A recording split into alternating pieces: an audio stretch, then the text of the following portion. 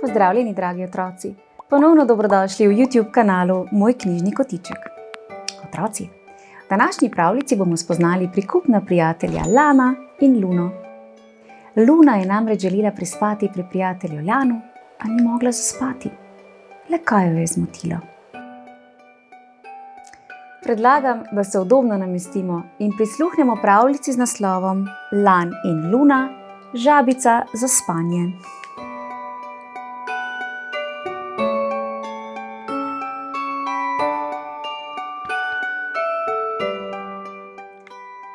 Luna si je zaželela prespati pri prijatelju Lanu.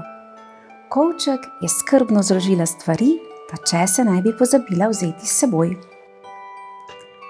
Polna pričakovanja se je usedla na avtobus. Lan se je razveselil, ko jo je zagledal. Hej, Luna, je zaklical. Živjo, Lan, je radostno odzdravila Luna. Imenitno sta se zabavala. Najprej sta se igrala z Lanovimi avtomobilčki, potem z domačimi živalmi na kmetiji, nazadnje pa sta se šla igro gusarji in zdravniki. Jedla sta špagete. Kopala sta se v kadi, polni mehurčkov. Nato sta si umila zobe in prebrala sta smešno zgodbo. Nato pa je prišel čas za spanje. Nočko, Luna, je rekel Lan in se pod odejo stisnil k svoji pujski. Lepo sanjaj, Lan, je rekla Luna. Ugasnila sta lučki. Ko je že tonil v spanec, je Lan nekaj zaslišal. Žabica, je nekdo zaklical. Bila je Luna. Pozabila sem prinesti svojo žabico, je hlipala Luna. Ne morem zaspati brez svoje žabice.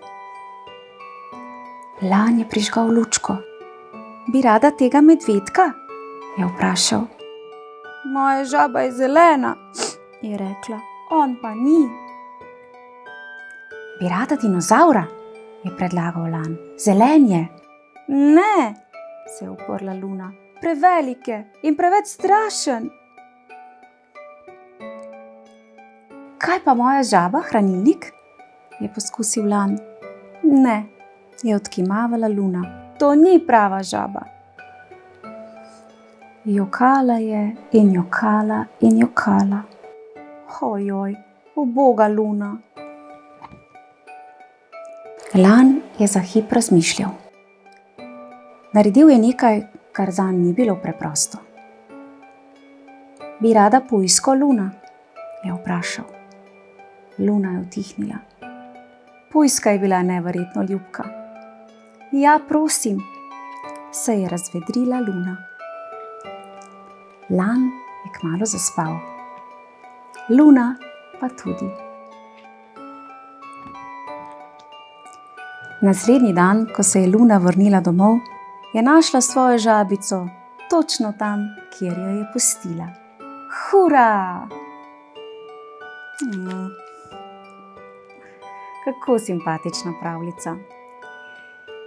In pravljice o pravem prijateljstvu so tudi vedno znova odlične, kaj ne?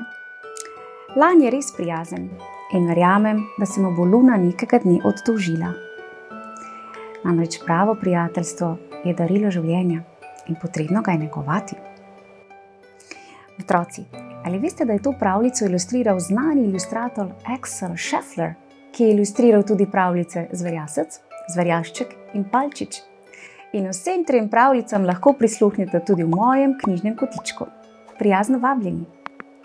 Uživajte, sedaj pa hitro v posteljo in lahko noč.